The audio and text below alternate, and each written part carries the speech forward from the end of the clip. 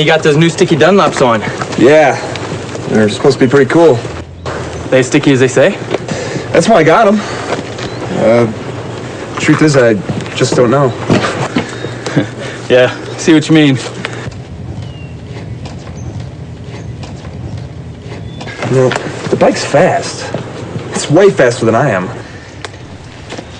Let's see how these other guys are getting on. Let's check them out.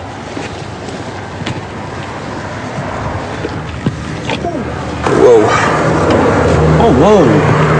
Now, this guy's brave. He can really lean it over. Hey, look at those foot pegs all ground away. Jeez. And that tire. Gosh. Can I help you gentlemen with something? Is this your bike? Yes, she is. Hey, how do you do something like this with a bike like that? I guess I learned a few things in my days. Yeah, I guess so. You got any advice for us? Advice? It's a very interesting topic. You brake straight up. No way, pup. Trail brake. All the time. No, bro, I'm pretty sure you're supposed to countersteer in the turns. Just get more seat time. You'll improve. No way. You gotta plan out your laps. Be safe. What you do is you downshift to slow down. No. Use the brakes. No, man, it's countersteering. Body steering, man. It's body steering. You got to be smooth. One can hear a lot of advice about riding. Here. I started with this. Yeah. That's the Cornering Bible. Go ahead and read it for a week. And go ahead and bring it back to me. Wow, thanks.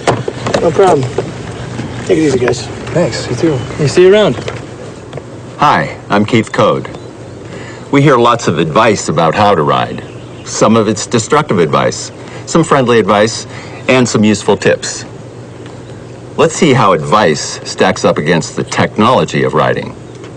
Take how to steer as an example. Most often, our first vehicle had 3 wheels, like this tricycle. Turn the bars to the right, and it goes right. Turn to the left, and it goes left. Simple. Our first ventures out on 2 wheels usually involved training wheels. Now we have a 4-wheeler. From the tricycle experiences, we instinctively turn right to go right, and it works. In the time-honoured method of training, we raise the training wheels. Now we have a recipe for disaster. We've lost 2 wheels. It's now a frighteningly unstable machine. The child expects it to steer like everything else she's ridden.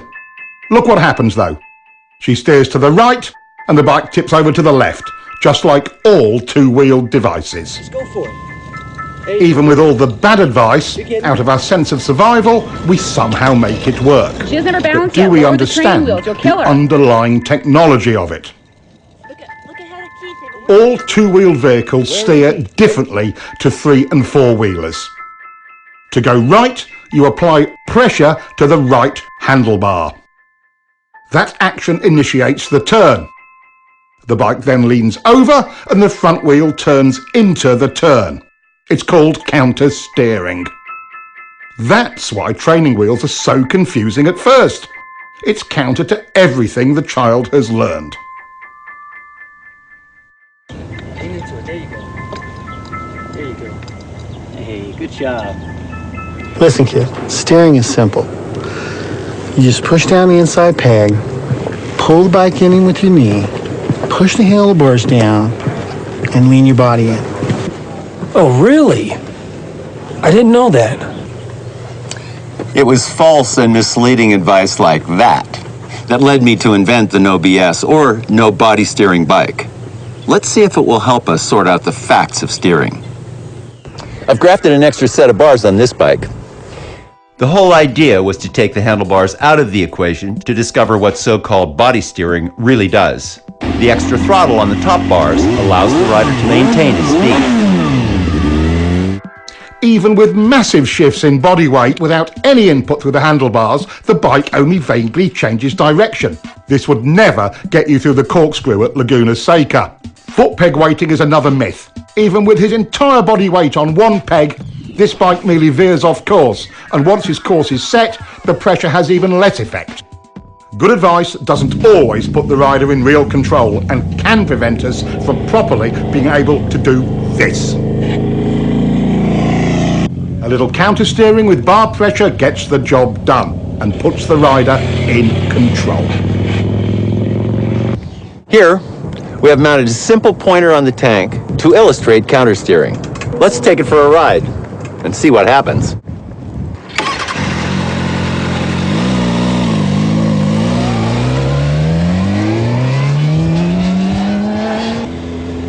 See how the pointer shows the bars moving first to the left and then right, and vice versa? This is counter-steering. It's the only way to accurately steer a motorcycle. It really is simple. Just press on the bar and the bike responds instantly. That's all you do, and it works all the time, every time, even with only one finger.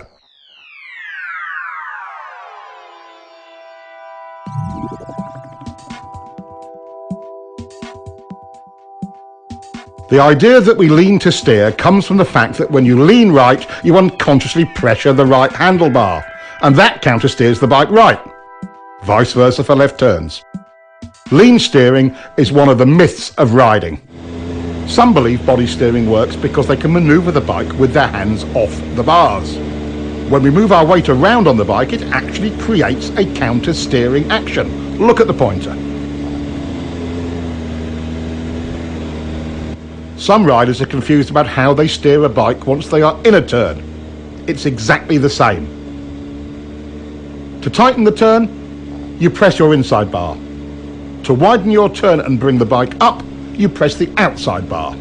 Counter-steering always works. Countersteering is a piece of riding tech that will help you to improve your control in virtually every situation. Let's take a look at some other parts of riding. You guys really do have the cutting edge of bike technology, don't you? Look at the size of that rear tire. Look at the size of those brakes. I'll bet you really can haul on them if you need to, huh? And the frame is stiff enough to handle all the braking power and the grip of the tires. So how many ponies does it have? Well over 100. Mine's are on 150. They say it'll do 180. It's impressive. Guess all that cutting edge stuff can make a difference. Thanks, man.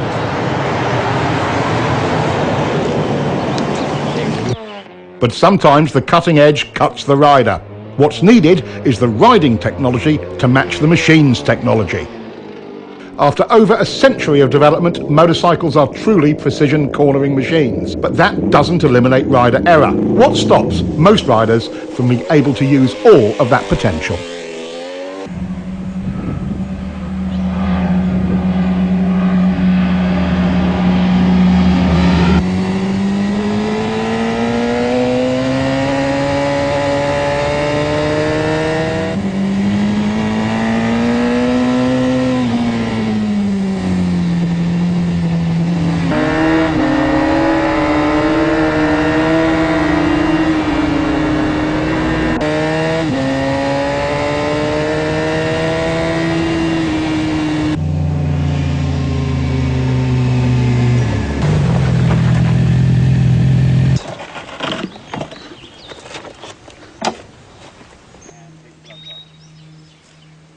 Man, I was riding as hard as I could, and the guy just disappears. Yeah, me too, man. Hey, is there anything in that Twist 2 book he gave us about riding harder?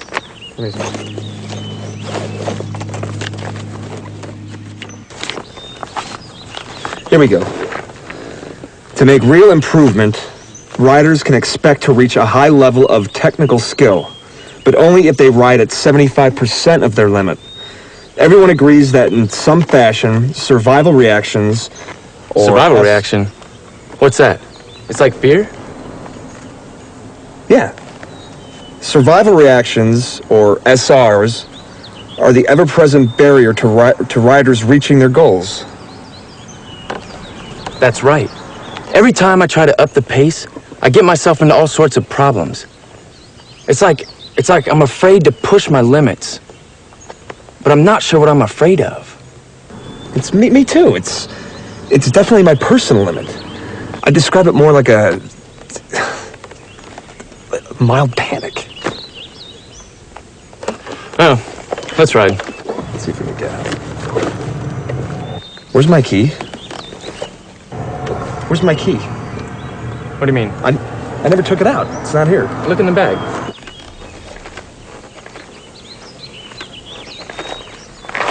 It's an agreed upon fact.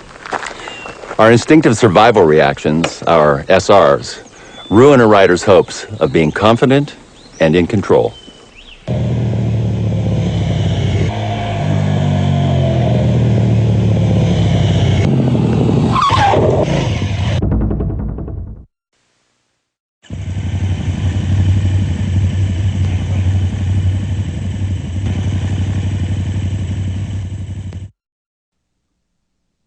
In riding, there are 8 distinct so-called survival reactions, or SRs, and we can see all of them in this one incident. Immediately, we see the rider trying to use body steering into the turn when he should have countersteered, so he starts out a little wide. If you'd known how to steer the bike, this whole thing could have been avoided. Let's get back and see what other errors were made. He gets on the gas to stabilise the bike, but chops it mid-turn. The bike stands up a bit, and that's SR number 1, chopping the gas from panic. Now he's counterleaning against the angle of the bike. This increases bike lean angle, but doesn't tighten up the turn as he had hoped. This is another SR.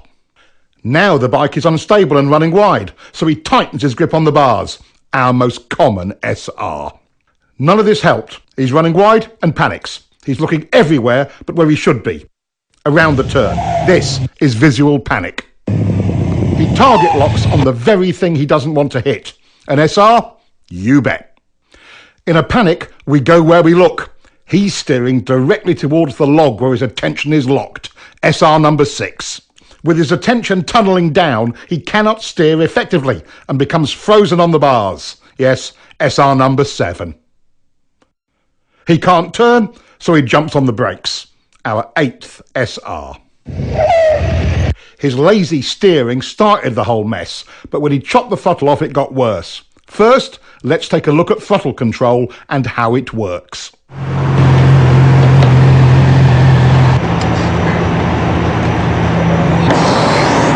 How'd you feel? My bike felt terrible on those turns back there. How was yours? Not too bad, but I didn't have as much grip as I'd like. The roads must have been really slippery. I think I need to play around with the suspension a little bit. You know how to do that? Yeah, but not enough.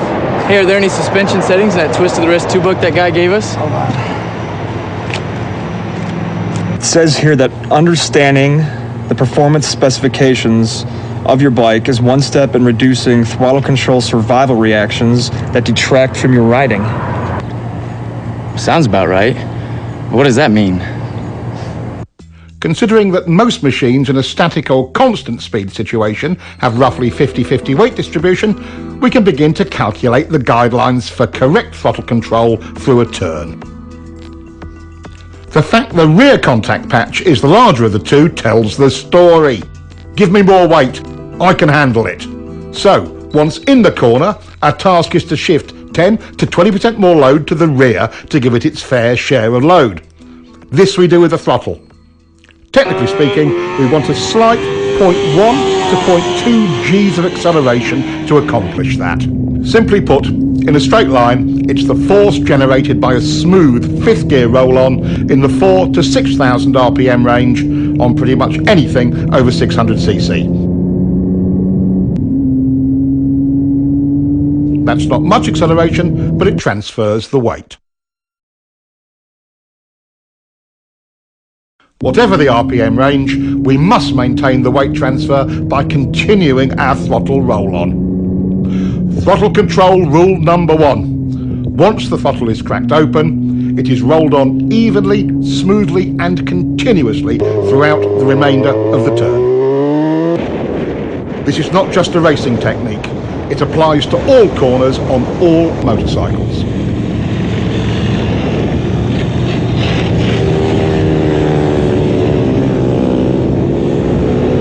Once the correct transfer of weight is achieved using the throttle, Any big changes in that weight distribution will reduce available traction, which is especially important in poor traction conditions. Once the bike is fully leaned over, violating rule number 1 with poor throttle control will underweight or overweight that particular tyre bike combination. Here again, even in poor traction conditions, good throttle control gives maximum stability and grip. Slides aren't the only negative result from rolling the throttle on and off. For track riding and racing, each throttle on-off or even just a hesitation will cost you time. At least 1/10 of a second, about a bike length, in a slow to medium speed turn.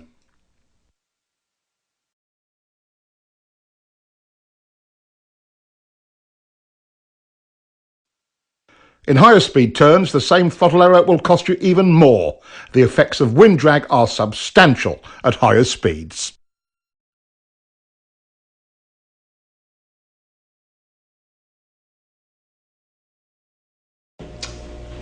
If the surface is slippery, do you want to overload the front or rear tires? No! Correct. If you're rough or inconsistent with your throttle control, will it reduce traction? Yes! Exactly. If you have good throttle control, will the weight be distributed properly on both the front and rear tire? Yes! Exactly. Now, what is throttle control rule number 1?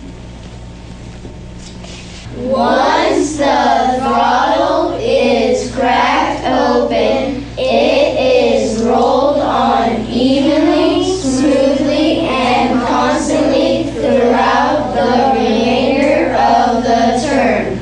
Good. Now, repeat that to yourself 1,000 times. Once the throttle is cracked open, it is rolled. This rider is late on the gas and gets very hard sudden acceleration out of the turn. This rider is trying for good throttle control and has nice clean roll on, not the same fierce acceleration as the first guy. But what is the actual result in exit speed? Let's look at the radar. A huge difference. There are 2 circumstances under which you may violate throttle control rule number 1. Let's take the point where you are bringing the bike up for the drive out of the corner as the first one. As the bike is brought up towards vertical, we can be more aggressive with the throttle. At some point, you can pin it. Coordinating your throttle roll-on with bringing up the bike is how to maximize your drive off of any corner on any size bike.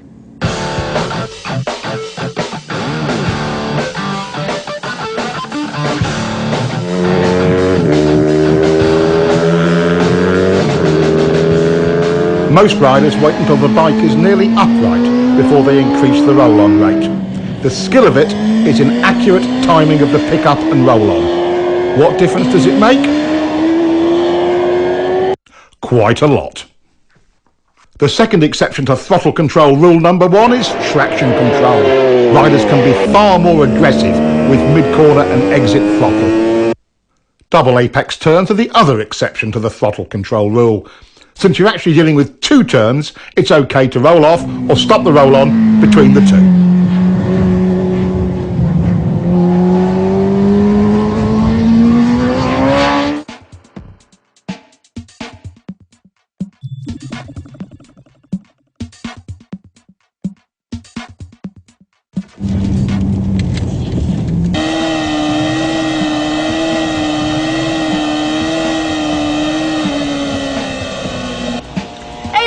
CBR 1000 in R6. Look at the guy on the Repsol. He's not smooth with the gas. I bet his wrist hurt.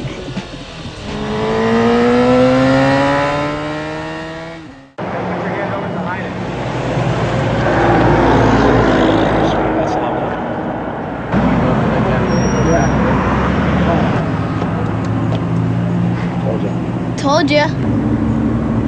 What are you looking at, kid? Your tires. What do you kids know about riding? Once the throttle is cracked open, it is rolled on evenly, smoothly, and constantly throughout the remainder of the turn. How long have you guys been riding? riding? About 3 months. Have you guys ever been at a riding school?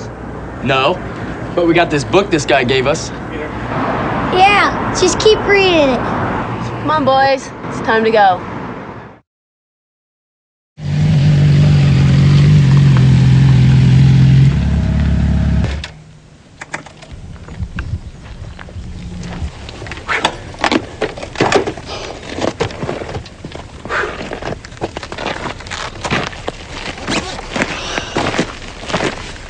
At some of those places, I just couldn't help myself. I kept rolling in and out of the throttle. Yeah, that was cool.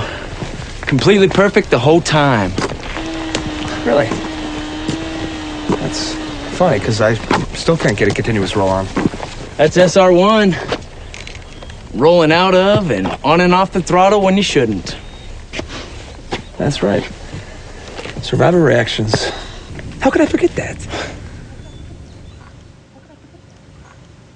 Good handling means predictable traction, and good traction depends on your suspension working well. In mid-corner, on a properly set up bike, the forks and shock work best in roughly their mid-stroke range. With good throttle control, you can see the forks working in their mid-stroke in mid-corner. Is that as good as it gets? Is the bike happy? Are you happy when the bike is happy? Yes, yes, and yes. In what range do we want the rear shock to operate? In the middle, of course. That's its most compliant range. That's its sweet spot, just like the forks. Once you get back on the throttle, weight begins to transfer to the rear. The rear shock becomes our main concern because we must now rely on it more for stability and traction. Contrary to popular opinion, getting on the gas hard makes the back of the bike rise. That applies to both chain and shaft drive bikes. As it rises, the rear suspension becomes stiff. This results in the rear tyre not being able to follow the road's surface as well, and traction is reduced. This becomes abundantly clear when we look at front wheel speed compared to rear wheel speed on a straight. There is quite a bit of tyre slippage, and look at the rear suspension's position. Nearly topped out. Again, it isn't working well. With good throttle control, we get what the bike is designed to deliver: working suspension and optimum traction. Another downside of survival reaction number 1, chopping the throttle, is reduced ground clearance. Not only does the front compress, so does the rear, which further reduces your clearance. Perfect examples. When the rider is hard on the brakes, the front end wheel feels heavy. Under braking, upward. Check it out.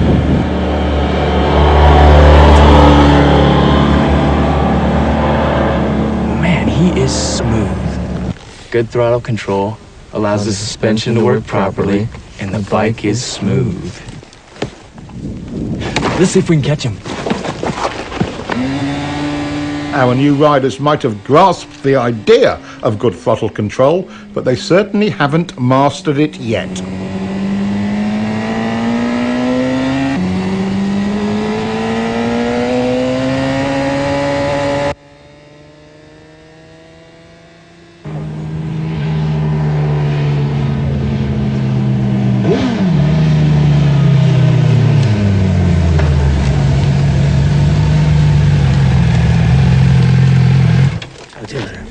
Bye.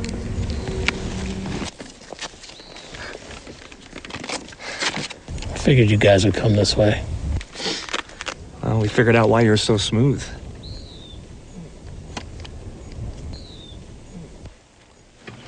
They've got it.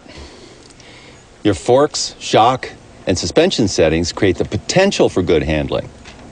Your throttle control brings that potential into reality. Good throttle control has a major impact on slides. In controlled slides like these, good throttle control maintains stability. In unwanted or unexpected slides, chopping it makes it worse. Watch this. Good throttle control in reverse can save you from the high side. His smooth roll-off works much better. Practice your roll-off as often as your roll-on. When the time comes, it could make all the difference. Without getting into anything really nasty, like oil on the road, what are the usual conditions that activate our off-the-gas SRs? How about some of these? Water and sand are two big concerns for most riders. While you must not be aggressive with the throttle in situations like this, you certainly don't want to chop it either. What is your best bet if it's really slippery? Well, pick it up as best you can. The less lean angle, the better.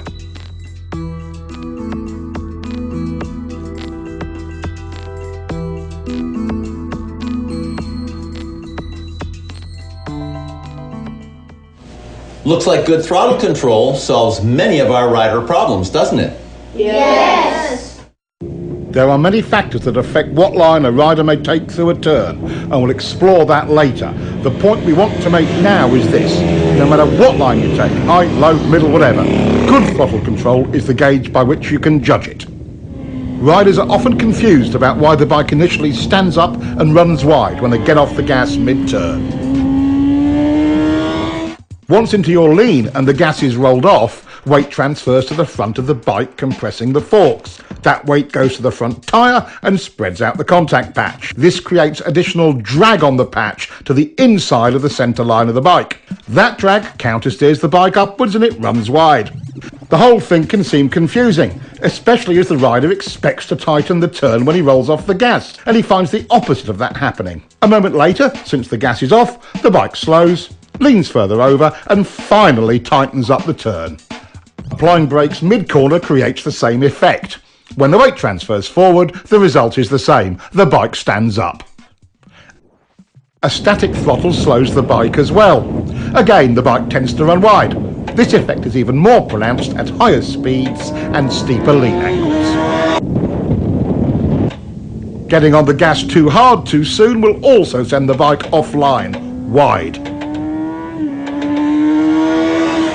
Getting on the throttle too slowly makes the bike feel unresponsive.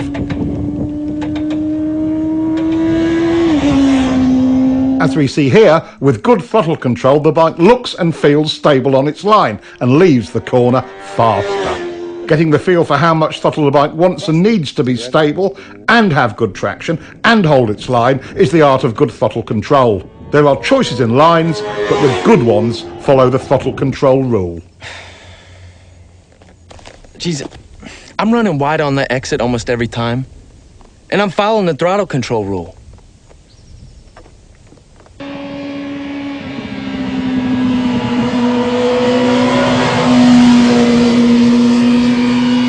It doesn't make any sense.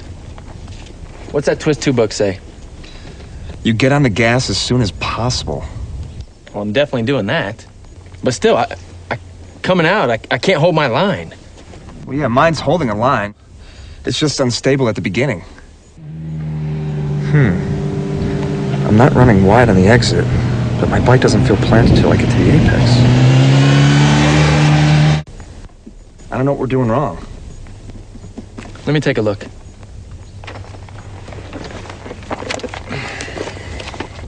Aha, here we go. To meet the throttle control standard, steering is completed before you get it on. This doesn't mean at the apex, right before or just after, or at any particular part of the turn. It means as soon as possible once the steering is completed. I never thought of that. See, I was told you have to wait until you get to the apex. I've been scared to get it on before that. Let's look at all 6 of the off-the-gas results and see why it's so important to follow the throttle control rule and get back to the gas as soon as possible once the bike is turned. Weight transfers forward, changing our available traction. We've lost our suspension's mid-stroke sweet spot. The bike will tend to overreact to rough pavement and can become a bit twitchy. By creating some instability, the bike initially tends to run wide. As we saw before, we lose ground clearance on both ends of the bike. And lastly, the bike slows down. These are the 6 results you get from waiting too long to get back on the throttle. Getting back on the gas as early as possible solves all of these. The bike becomes planted and predictable, but can you get on the gas too early? This rider got greedy with the throttle way too early, but the solution was correct. Roll off, reduce speed, repoint the bike, and then roll back on. To add lean and throttle at this point of the turn is a common cause of crashes. But this is the way it really should be done.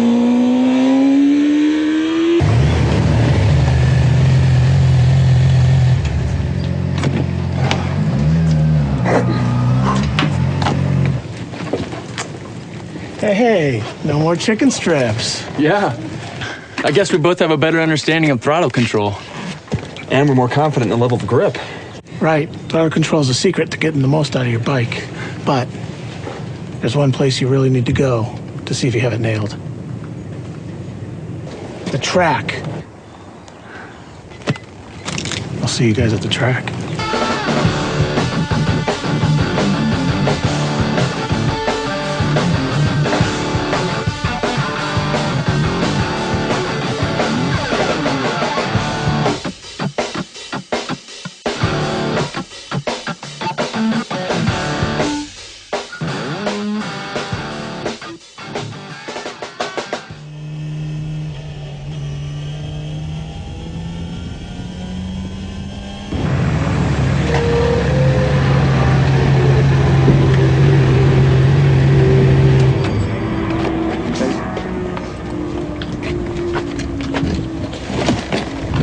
I stayed with you all the way to that fast turn. Man, you just pulled away like a train.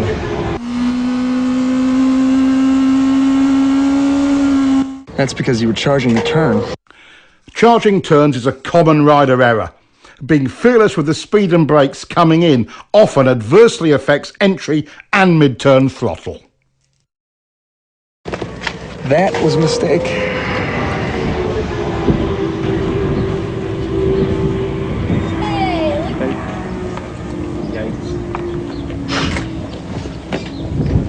All right, so when my arm is rising, I'm rolling on, and when it's falling, I'm rolling off. So my left hand is telling you guys what my right hand is doing, okay?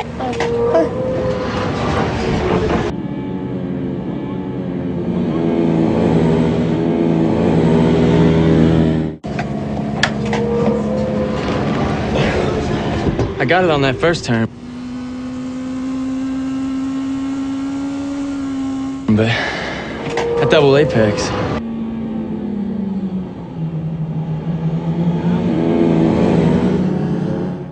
Well, man, you're still charging the turns. Yeah, you're right. That's SR number one in another form. I'm greedy with the gas going in there, then coasting and losing too much speed.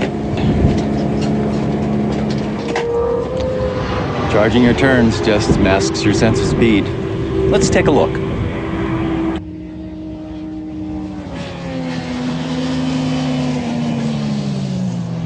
Charging any turn tends to narrow our field of view. When we lose our reference points, it affects our sense of speed. This is one of our SRs.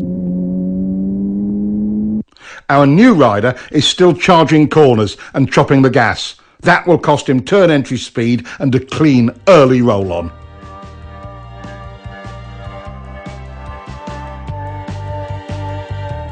This looks pretty rough. Even in slow speed situations, the throttle is our friend. Nothing else will stabilise the bike. Once you've mastered your throttle control SRs, you have taken a giant step towards control over the bike and confidence in yourself at any speed.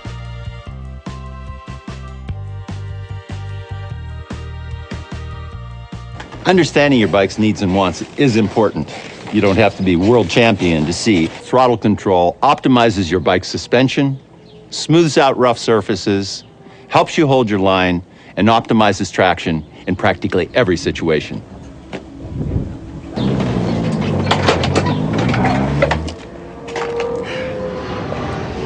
Man, this track riding is really hard work. Yeah, I got a really bad forearm pump. I could hardly grip the front brake. It's like riding motocross all over again.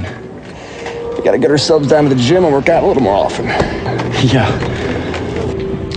My first reaction is to tell them both to relax. let's take a close look at how excess rider input creates instability and tires out the rider. Here again, holding on too tight causes the rider to receive too much input. The tighter you hold on, the bigger the bumps seem. Small shakes from the front end are amplified as well. Why are the bars moving? What are they searching for? They're trying to find a position that will stabilise the bike by maintaining the correct tracking of front and rear wheels. The bike does this without any help from the rider. If the rider could hold on tight enough to stop the bars moving, he would only amplify that wobble.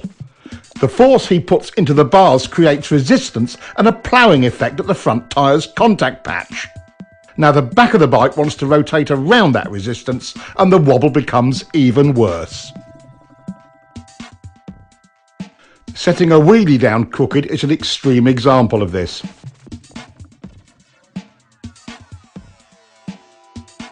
Let's look again.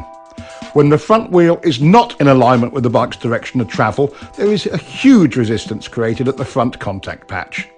The wheel immediately tries to realign itself with the bike's direction of travel.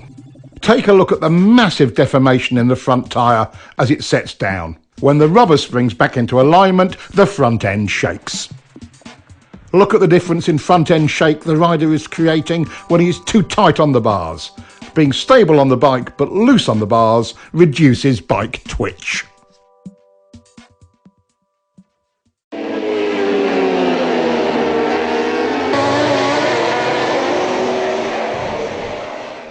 Holding on too tight transfers engine and road vibration to your hands and arms, tiring them out and making them numb. This in turn causes you to hold on even tighter. This same elevated level of feedback can, again, easily distort your sense of speed. When the rider responds by tightening up on the bars, it gets worse. This is SR number 2 once again, tightening on the bars. Over poor surface conditions, a rider who tenses his back gets out of harmony with his bike and will tend to bounce in the saddle. This causes extra suspension action. Your legs are a terrific help to your bike's suspension in these situations. Riding light in the saddle using your legs with a loose and slightly arched back helps enormously. Most riders become anxious about being blown around by other vehicles or the wind and tighten on the bars.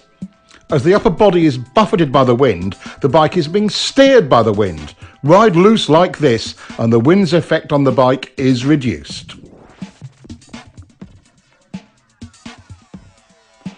Other key rider jobs are similarly affected by holding on too tight. Being stiff on the bike while riding through bumpy turns tends to turn the throttle on and off. Suspension and traction are affected because good throttle control is not maintained. Riding loose solves this.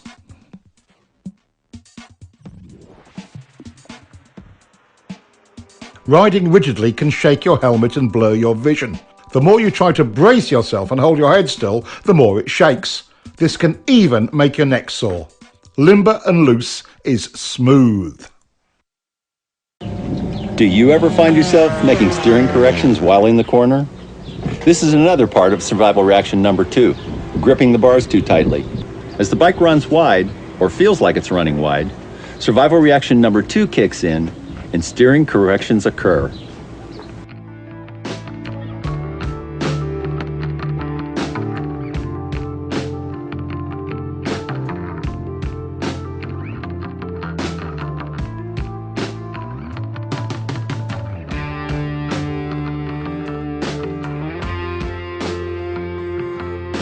This all makes the bike more unstable and it runs wide in the corner.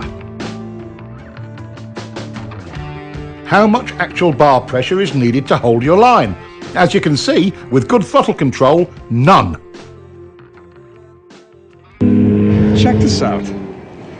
I'm not helping the bike at all by holding on. The tighter I get on the bars, the worse it gets. I don't need to go to the gym to hold on tighter. I need to lighten my grip on the bars. I had it all backwards. Like most avid cornering enthusiasts, you've tried to hang off. There are several key elements we'll cover on this. First, when do you hang off? One of the more common beginner errors is moving over into a hang-off position right at the turning point. Notice the bike wiggling? The rule of thumb is to pre-position your hips just before you roll off the gas. This method will reduce problems from unwanted handlebar and body inputs. The second novice knee-jogger error is hanging off too far. Enough is helpful, too much is awkward and does more harm than good. Notice how stiff the rider is when off too far.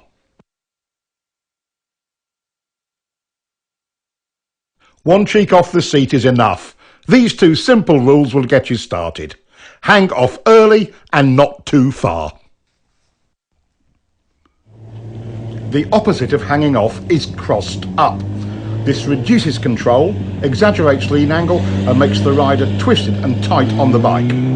With a hung-off body position, control improves. Lean angle is decreased and the rider is in alignment with his bike and relaxed. Compare the two. With the speed and line almost identical, look at the difference in exit lean angle.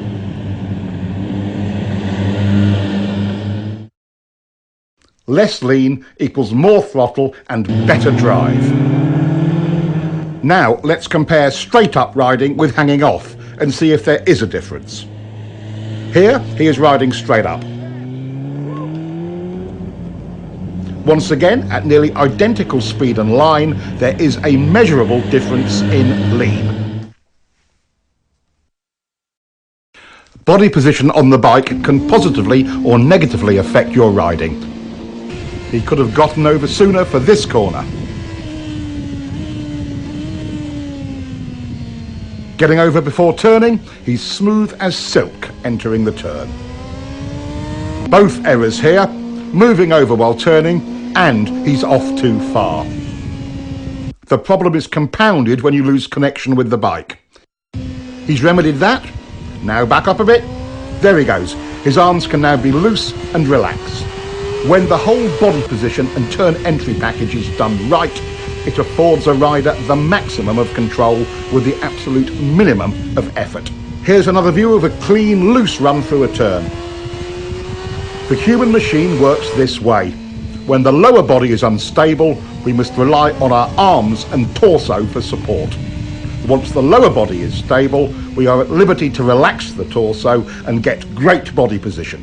Notice how much lower he can go without tension. Let's look at the difference between his moves on the bike when disconnected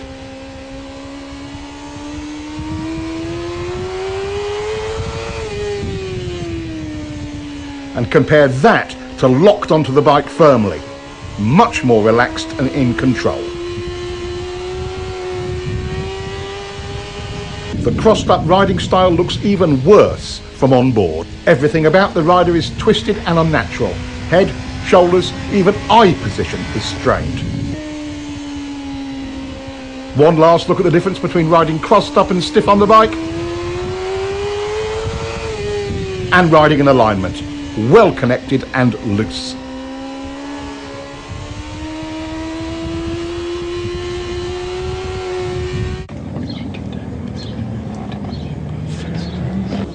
It's easy to see how we can create instability with the bike. What design features do sport and sport touring bikes have to help prevent that? Why do sport bikes even look the way they do? High-backed seats anchor the rider more firmly, reducing the need to hang on by grabbing the bars too tightly. Large tanks help provide a better perch on the bike. Some riders use it for elbow or forearm rest during cornering.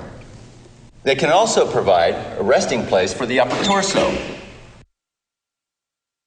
Knee cutouts on the tank's side provide a more stable way to hold on, allowing the rider to use the bars less. Rear set foot pegs are really important. They give the rider a more stable perch for moving around on and steering the bike. If this bike had cruiser pegs like this, it would be unrideable. In fast turns, trying to anchor yourself firmly on the bike requires something to hold on to. Unfortunately, the inside bar is the handiest thing, resulting in the rider pulling on it. This makes the bike go to the outside of the turn because you are counter steering. Gripping the bike with one or both legs eliminates this problem. Resting an elbow on the tank can help. The hanging off style can have another unfavourable side effect. By pulling yourself from one side of the bike to the other using the bars, you will make the bike wiggle. Anchoring yourself firmly on the bike and using your legs to move reduces unwanted handlebar input and avoids the problem. Is a motorcycle truly out of control when it's sliding?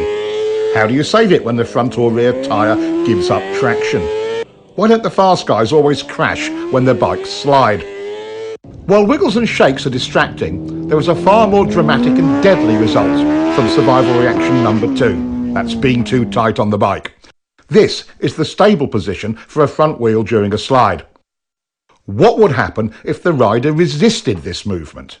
When you counter the front end's natural attempt to stabilise the bike, you create resistance at the front contact patch, making the slide worse, and turning into high sides like this.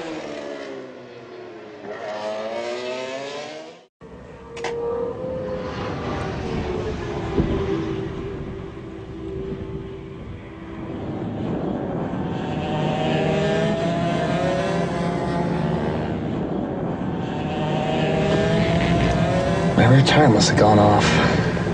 Sliding in turn 3. Problems? I didn't know you were out here. Yeah, sliding in turn 3. How's your throttle control through turn 3? Really good. I've already worked that out. Do you have any arm pump? Yeah, now that you mention it, I think I do. Well, being tight on the bike can start little slides before you get anywhere near the limits of traction. Really? It's not the tire? Well, can you ride it just to see? Sure. Always wanted to ride one of these.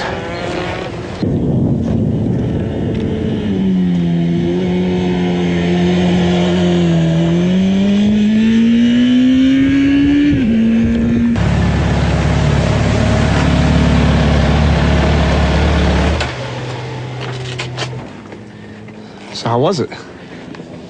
Oh, the bike's great. Thanks for the ride. Oh yeah, your tire's fine. I guess I'm making it slide then, huh? SR number 2 strikes again. I'm just too tight on the bars. Try it again. I'll follow you. Really? Thanks.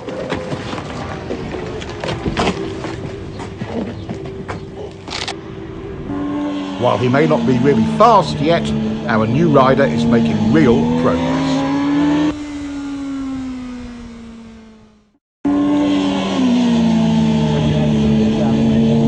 The 3 most common reasons for front end slides are 1, over-braking going into turns. 2, from overloading the front tire. This is called pushing the front end. The standard solution to a pushing front end is getting back on the gas. And 3, from slippery surfaces. Fighting the front will make you crash. Letting the bike do its own thing, relaxed on the bars, is the right choice. You are dangerous to yourself to the degree you let this survival reaction number 2 grip you in its claws. Take control by doing nothing. Let the bike stabilize itself. I'm getting a lot of head shake over turn 6. I think it's my shock or forks. Guess it could be a bad tire. Does it happen every lap? Yeah. No. Maybe once every 2 or 3 laps at first. Then it did it every lap. I had to pull in. See, here it says bikes don't do anything every few laps. Only riders do. So I bet if you loosen up on the bars, it'll stop. Yeah, I think you're right. You know?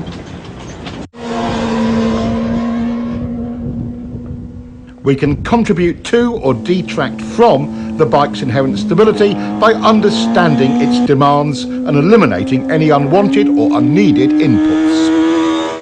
Take braking. With the weight forward, stiff arms, and up on the tank, the bike stoppies. With less bar pressure and the rider stabilised by the tank, the bike is more stable. Back in the seat with loose arms gives controlled braking. Even with severe lock-up, control is much improved. An all too common error is twisting to the inside of the bike. He's trying to gain stability but creates tension. Even if you don't hang off the bike, stabilising your body is still important.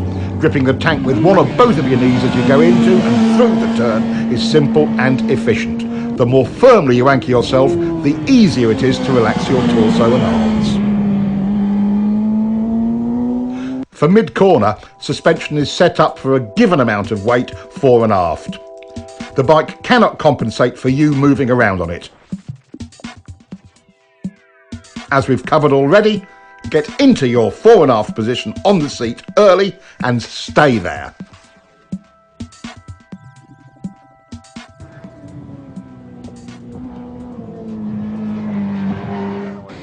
Just to recap, your bike's suspension can be adjusted for a variety of road and track conditions, but you cannot adjust it for excess rider input. By being loose, the rider allows the bike's suspension to perform at its best. The main points of rider input are: hanging off too late creates instability. Get over early. Hanging off too far creates instability as well. Being disconnected on the bike looks like this. Locked on is better. Twisted on the bike. Going with the bike. The seat provides stability and so does the tank.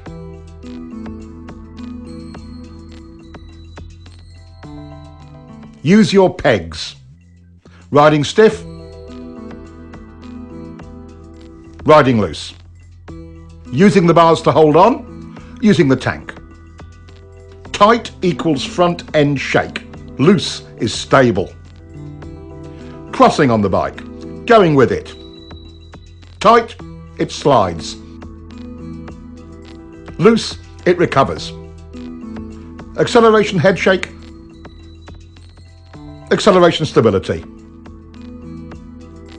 Braking instability.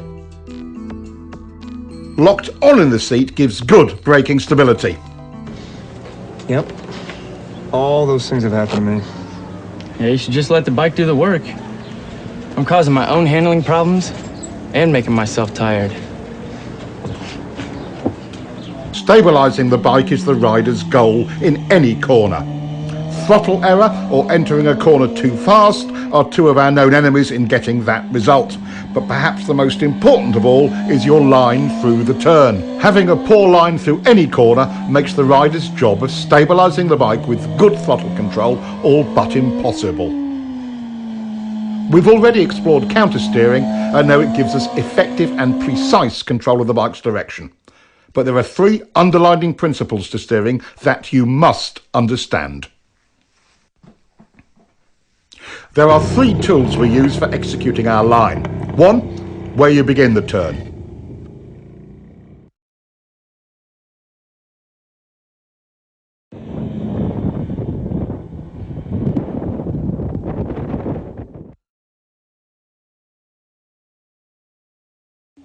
Two, how quickly you flick the bike over.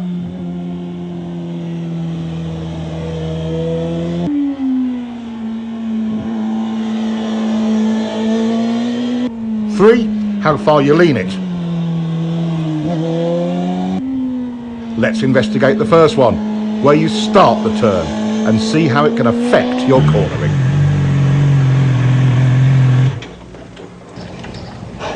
Hey, you're doing good, huh? That's getting better. Looks like it. I'm getting a feel for throttle control, but it's inconsistent. One lap I'm good, the next I'm stalled on the gas in the same turn. I know what you mean. My line changes from lap to lap, so I don't always have the confidence to keep rolling it on.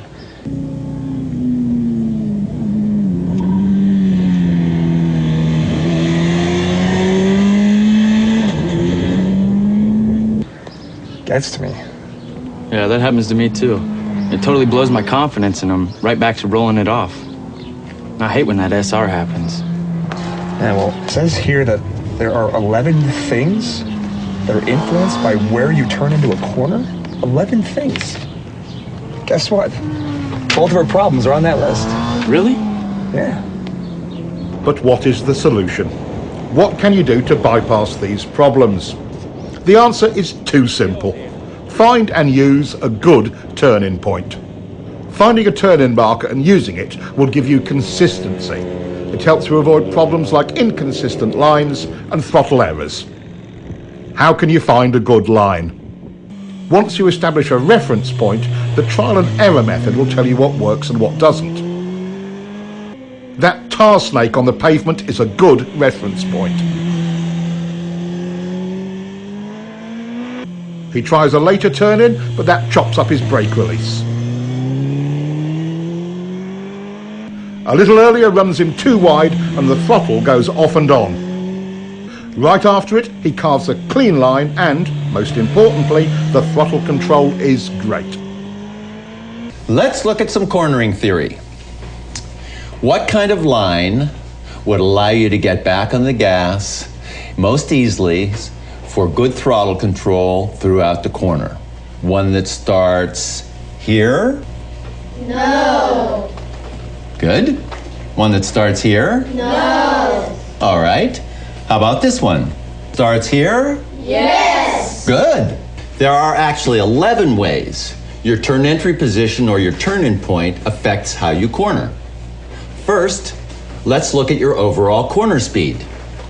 He's taking an early turn-in, resulting in an inside line. It's plenty fast coming in, but slower mid-turn and exit. Turning in later, trying to straighten out the turn, allowed him to get back on the gas earlier. Your entry point has a huge effect on overall corner speed. While the low inside entry had a high approach speed, it was slower mid-corner and exit.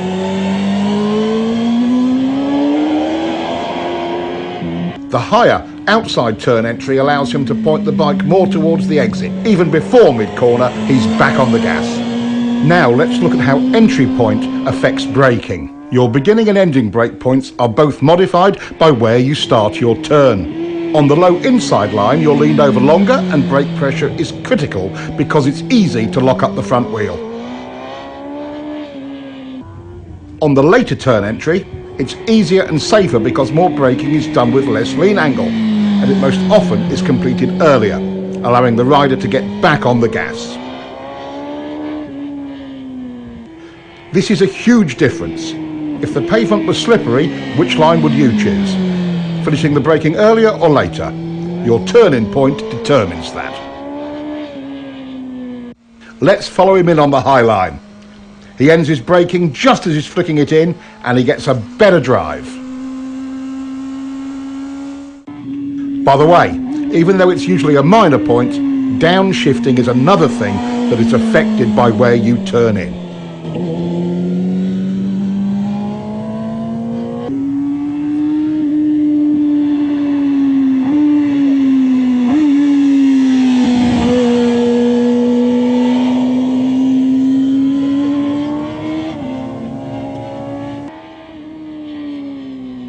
Of the key tools of turning, one is how quickly you can get the bike over. It's easy to see how the early and later entries compare in this regard. The low entry requires lazy steering. You can't flick the bike onto its line. The later turn-in allows for a decisive steering commitment to the turn. Mid-corner and exit stability and speed start when the gas comes on. Watch both lines to see where the gas comes back on.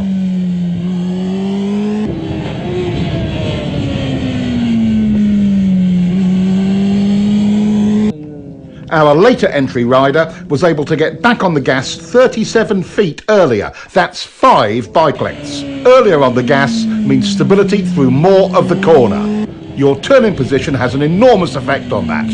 That's 6 points so far.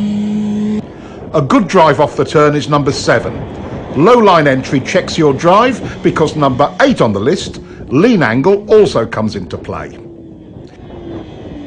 You were leaned over further and longer from a low line entry.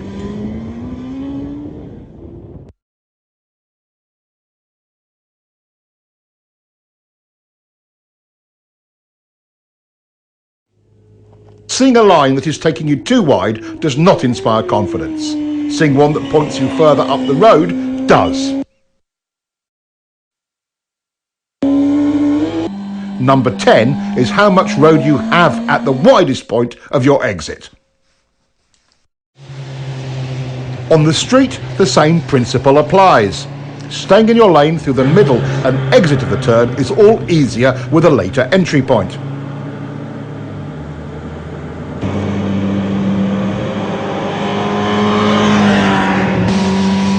This helps reduce panic and provides riders with a greater margin of error in regard to oncoming traffic.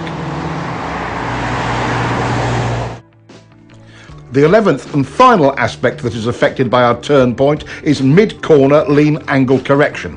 While they may seem like a fact of life, they're a common rider error that results from this same tech point: early turn entry.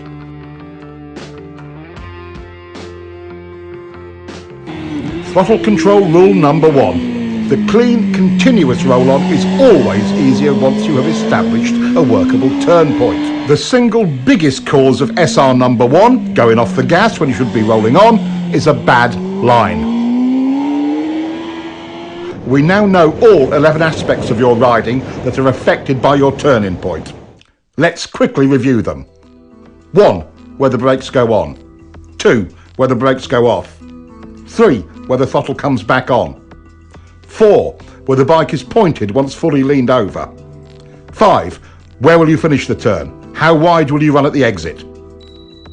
6. Where will you downshift? 7. How much lean angle will you use? 8. How many, if any, steering corrections will you make? 9. How quickly or slowly will you have to steer the bike? 10. How much speed you can approach the turn with? 11. How quickly or slowly the throttle may be applied. Good. Those are the 11 things affected by your turning point. Now, let's look at how quickly you turn the bike and how that affects your cornering.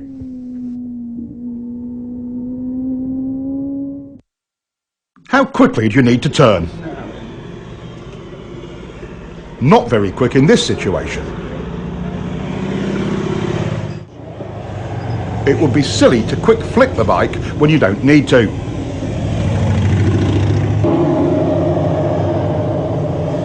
Here's the perfect flick rate. Being able to get a quick, clean flick has many advantages.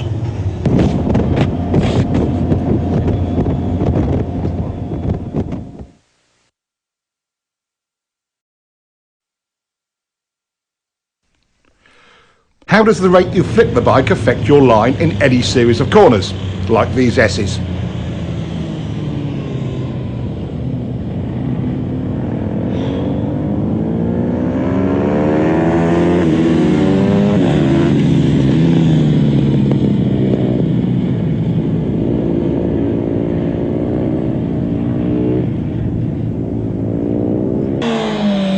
This rider's turn rate was too slow to get him on line to set up for the next corner. This rider makes the same approach, starts his turn at the same place and is running the same speed and with a quicker flick. His setup for the next turn is a perfect line and it will work exactly the same way for you.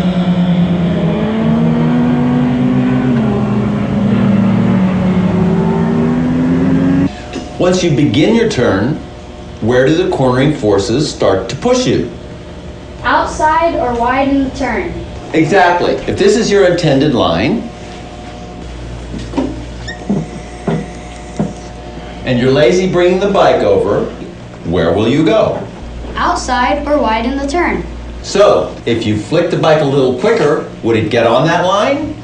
Yes! Class, you are brilliant today. Since we don't like to run wide in turns, and for a very good reason in situations like this one, we must continue to lean the bike further and further to make the corner. Lazy steering forces you to lean the bike more than is necessary, and you'll be leaned over longer. Let's compare.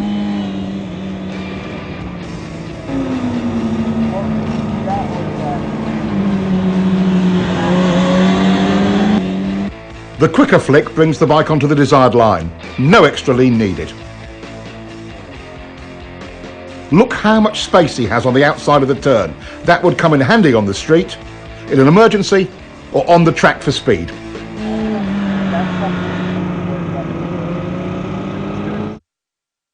And look at the difference in acceleration.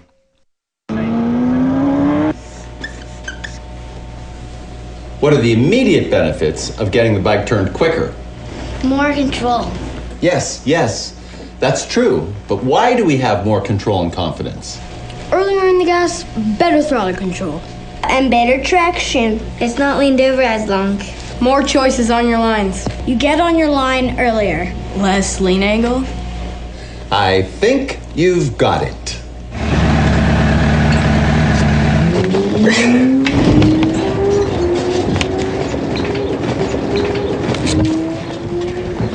Are they even in school? Maybe that's a version of homeschooling, huh?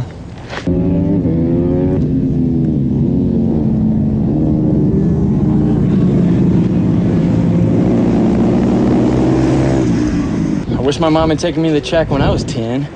I'd be a world champion now. Yeah, you're right. The approach speed and turning point for both riders was very similar. So what was the key difference that got this one through and put this one in the dirt? Let's look again. At this lazy steering rate, even if he leaned it over further, the results would have been the same, or worse. The simple solution is flicking the bike quick enough to make the line. Now, what will happen when they increase their turn entry speed? His result would just get worse. With a higher entry speed than before, this rider still makes his line. It's quite simple. In turns like this, as the speed increases, so must your flick rate.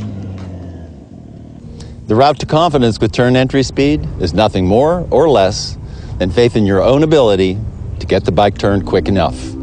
Okay, we want to be able to turn the bike as quickly as possible for lots of reasons, like accident avoidance, to not run wide in turns or off the road,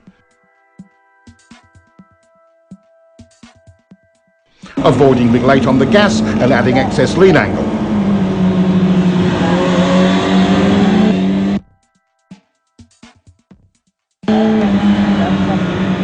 Not to mention, you'll get a better drive. How do we make this possible? How do you become efficient with your steering? What works and what doesn't work? The plane of rotation of the bars looks like this. At a steep angle like this, half your input into the bars goes straight down and is a total waste of energy. At this angle, you're still only 75% efficient.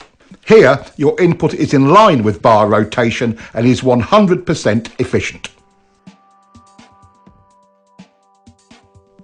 This is another great example of how understanding the technology puts you in full control. A simple experiment will tell you if what I say is true or not.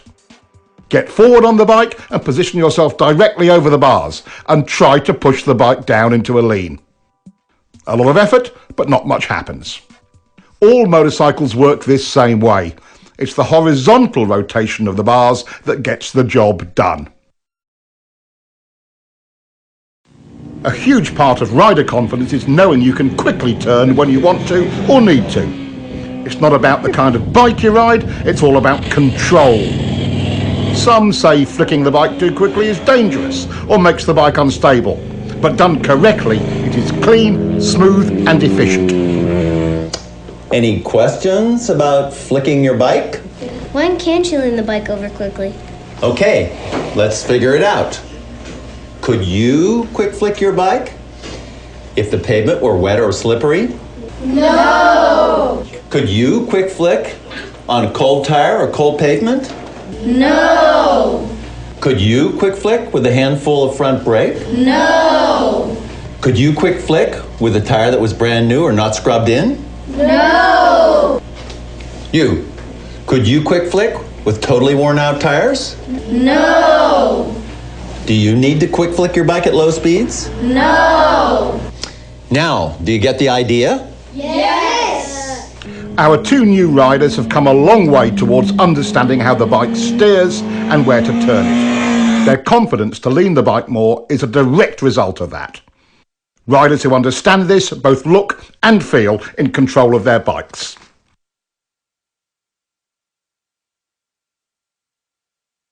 It's amazing. Once you understand the actual technology steering the bike, it totally changes your riding. Yeah, completely changed. I feel in control of steering the bike now. I know how quick to turn it. I know when and where I need to lean it. It's like I'm seeing the turns completely different now. My SRs are way quieter. It's so simple. Yeah, once you understand it. In double apex turns like this one, things can sometimes feel a little busy. Trying to maintain a continuous throttle roll-on only runs you wide, because it's really two turns. But the rider has more choices. Just roll the gas on a little bit and hold it there. Not horrible, but not really stable either. Get on the gas and then off to turn it for the second part of the turn, then back to the gas. But that only chops it up, doesn't it? He could go in hard and brake a bit, then on the gas again. That could work, but you'd better be super smooth. Okay, how do we do it? Timing is critical. Getting back into the throttle early stabilises the bike. Then, mid-corner, instead of rolling it off, he just stops rolling on. Here is where your body position comes into play in a big way. When you stop your roll-on, some weight transfers forward. If you are low and to the inside of the bike, it hooks around, tightening the bike's turning radius. That helps to get it pointed toward the exit without upsetting the bike. Look at how much earlier this rider is getting into his down and to the inside body position.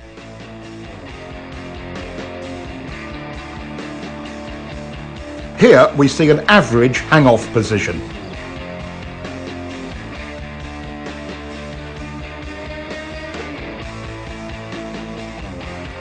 Here's a more aggressive body position. Notice he's able to hold a tighter line.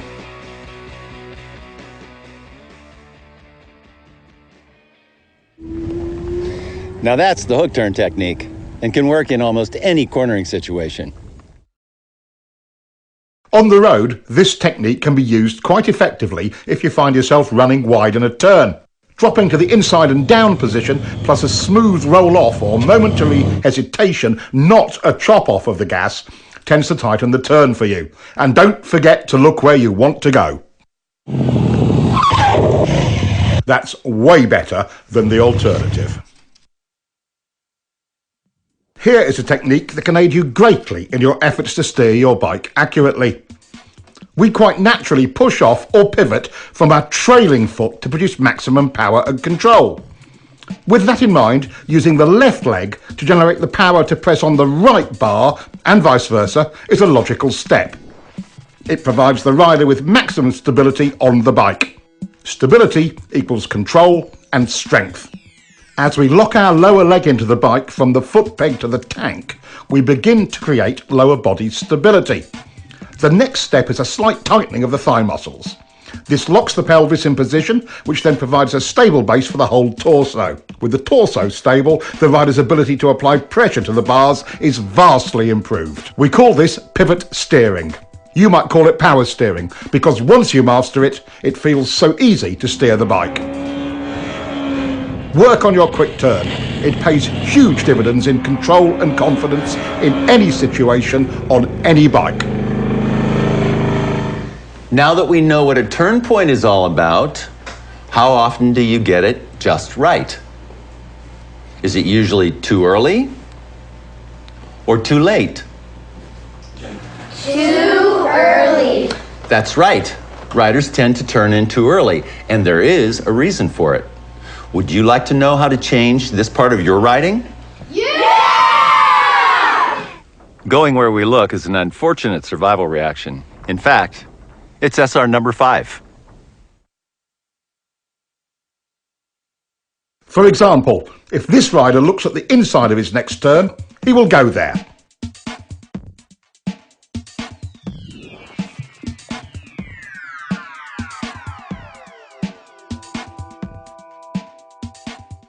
Once our attention becomes fixed on something, we steer towards it. In common parlance, it's called target fixation. And that's what causes riders to take too early an entry into corners, or run wide, like this. We already know what the results of turning in too early are. Training yourself to look in without turning in is how we overcome this SR. We call it the two-step technique.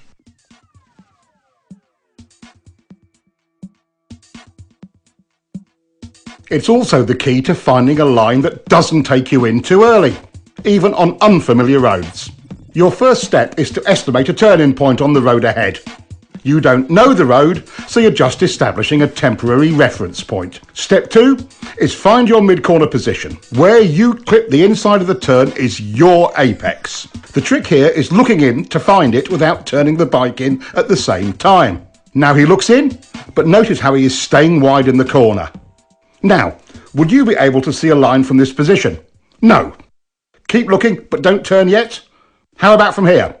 Not yet, but it's getting better. OK, now you can see your apex clearly.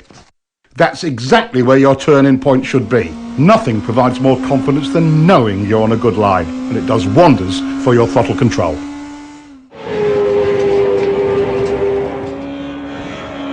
Hey, you're really starting to get that bike turned. Yeah. I just wish I was more consistent with my lines. I'm feeling kind of lost. Well, you know there's 4 chapters in here about vision. There's a technique in one of them. It's called the two-step that's supposed to help. Two-step. Let's take a look and see if we can sort out his inconsistent lines. He ran pretty wide on that pass. Let's see how he is timing his look-in and turn-in. Big mistake. He's looking and turning. Now he's not running as wide, but it's another different line. The two-step visual technique solves more than just where to turn into a corner. It can also help with your consistency. In the end, your lines will only be as accurate and consistent as your visual skills.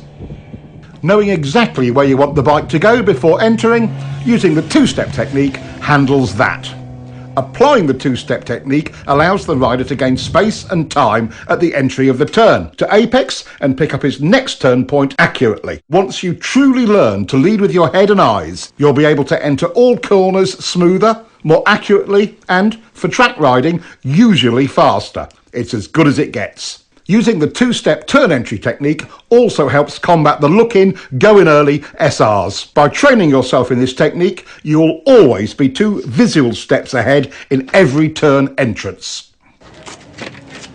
Wow, what a great technique. I don't feel rushed to the turn point. I mean, at all. No, me neither. Hey, that two-step works.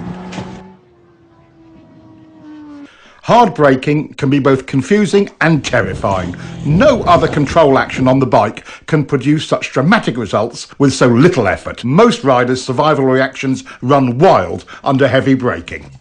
Brake technology has come a long way.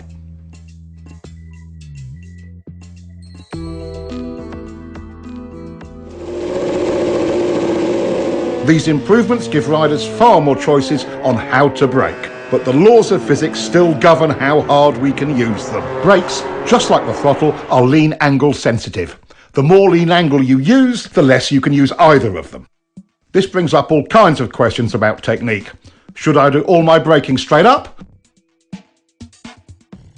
Or should I trail the brakes into the turn?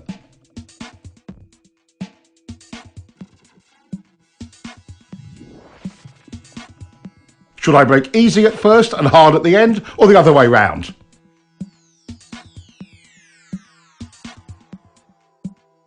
How about easy, then hard, and then easy again?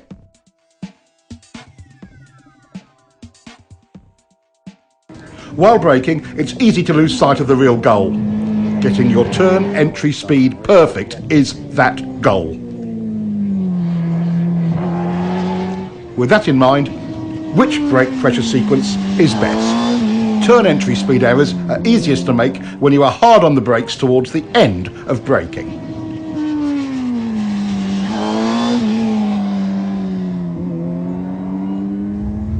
In the fine art of braking, gradually trailing the brake off is the way to accurately find your entry speed.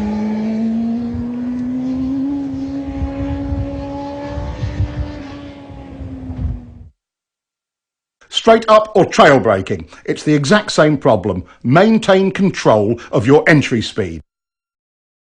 Overbraking, SR number 7, often creates other problems like poor throttle control and extra steering corrections. Both unsettle the bike and can even cause excess wheel spin. Panic braking in the middle of turns is something we try to avoid because it stands the bike up abruptly. Unconsciously, we apply pressure to the bars to maintain our line. That additional input is one of the primary reasons for trail braking crashes. Restraining bar flutter does not let the front end follow the road, which reduces available traction even more. Despite its dangers and drawbacks, trail braking is a useful tool. Just imagine yourself leaning into a turn at 200 miles an hour with the brakes on like this. If you have to brake in a turn because of an emergency, like debris or a surprise decreasing radius, bringing the bike up as you do it is your best hope for not washing out the front end. Simultaneous braking and downshifting smooths things out and reduces distractions. This helps you get your turn entry speed right. Watch the timing of the clutch and throttle action in slow motion.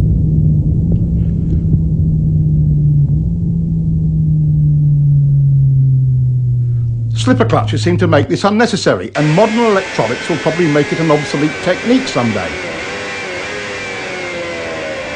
Too bad. It's quite fun when you get it right the old-fashioned way. Riders come up with all sorts of strange variations to solve braking and downshifting. He's downshifting first and braking later. That's unnecessary engine abuse. Use the brake first. Pads are cheap, engines are expensive. Some just downshift and don't bother to use the brakes at all. In some situations, when brakes aren't needed, that's okay. But again, pads are cheap. Letting the clutch out slowly seems to solve it for some riders, but that's just extra wear and tear on the clutch and drivetrain. Here, he's revving the motor, but the clutch release is so slow he loses all the revs from his throttle blip. Many riders use this sloppy method of downshifting. No revs at all and a slow release of the clutch.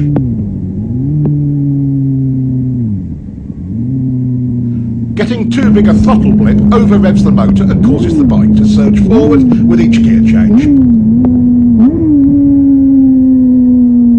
Another common error is over-revving and varying the brake lever pressure from the exaggerated wrist movement. This is choppy and causes the bike to pogo.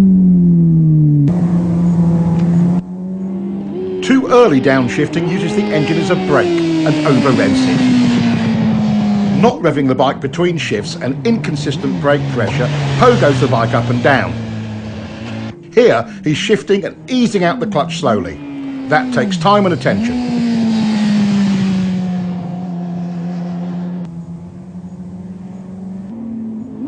He's revving it, but too high and still on and off the brake lever, pogoing the bike. Making clean downshifts and maintaining control of the brake lever throughout will help. Letting your fingers slide over the brake lever while you control the pressure works really well. Downshifting without the clutch is another way of handling it. Careful timing of the throttle blip and the gear lever makes it surprisingly easy and smooth, with or without a slipper clutch. It may take some practice to make them perfectly smooth.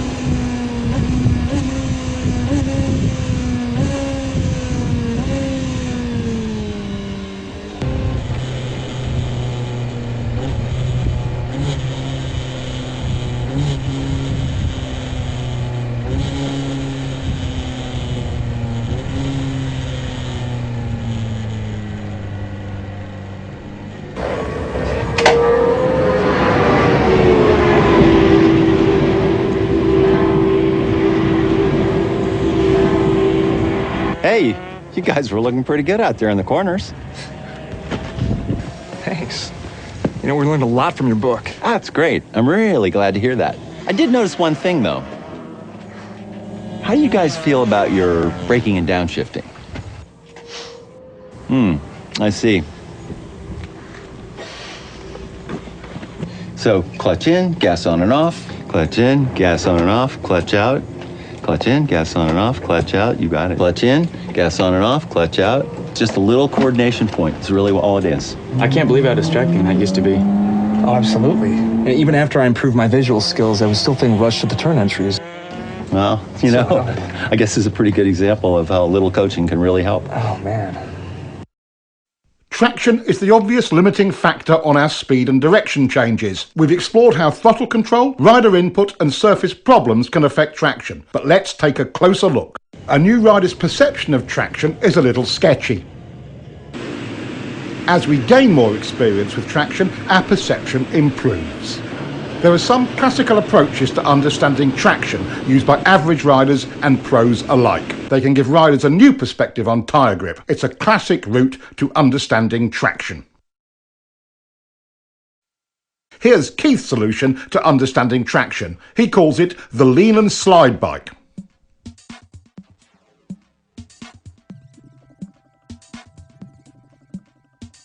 About this time, most riders would chop the gas in panic. It takes a lot more to lose traction than most riders think, but there are situations you should be aware of. Of course, if the tire was new and not yet scrubbed in, or too old, too cold, tire pressure was wrong, over or under inflated, if you were riding on a slippery surface or a polished surface, leaning the bike over too far, other mechanical problems, it would slide. The slide bike helps train riders to avoid slide errors. Watch what happens when he chops the gas.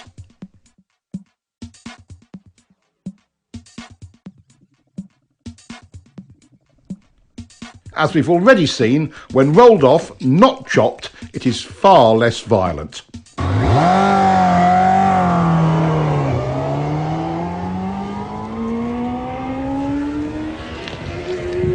Overriding the grip of new or cold tires is a classic novice riding error.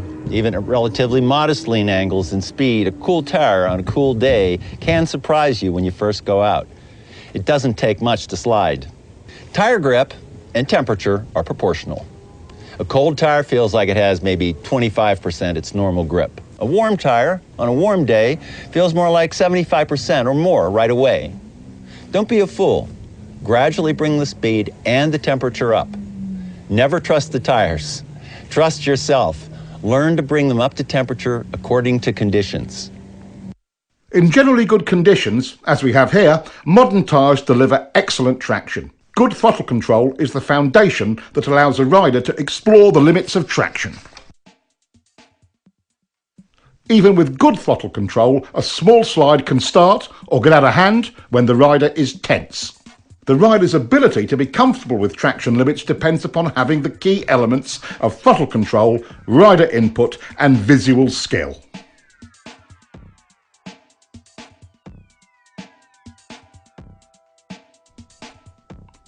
Two other aspects of traction are important to understand. The more lean angle you use, the less side grip you have. The solution? Even when the rear tyre is totally lit up, bringing the bike up into the slide helps the rider maintain control. The lean and slide bike is one of the training methods used at Keith's school to help riders gain that confidence and experience with traction.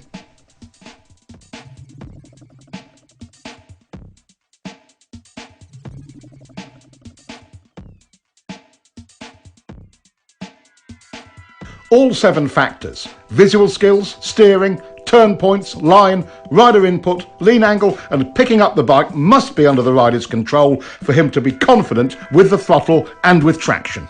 New technology is great, but even with traction control and modern electronics, the rider has to work his way up to using it. Being in control of these 7 factors is the quickest and easiest route to confidence. I'm so stoked. This twist tube book really helped my riding out. Totally. Feels like I'm making improvements every ride I take. It's as if there's no limits. You know, I see more ways to apply this information every time I read this. I wonder how good we could actually get. Oh, hey, Will. How you doing? Hey. You both look pretty good out there. Thanks. Yeah, but after watching you ride, you know, it just makes us want to kick it up a notch. So how'd you do it? I went to school. School? Let me ask you something. What do you do for a living? Well, I'm a doctor. I'm a software engineer. Why? Well, did you wake up one day just knowing how to do your trade? Or did you learn it by going to school? Okay, point taken. So, how do I find a school?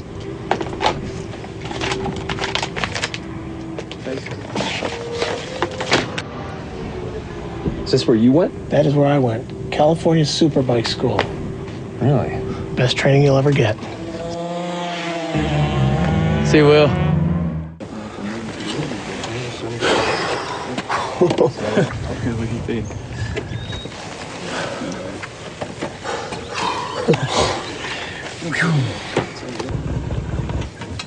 You guys must really push it hard. How do you ride that thing to the edge? I've learned a few things over the years. You got any advice for us? Advice? There's a lot of advice out there, guys. Why don't you get the real tech on riding? We'll lend you this copy of the Cornering Bible. We'll be here next weekend. You can give it to us then. Twist the wrist, too. Wow, thanks a lot, guys. No problem. Looks like I have to get myself another copy.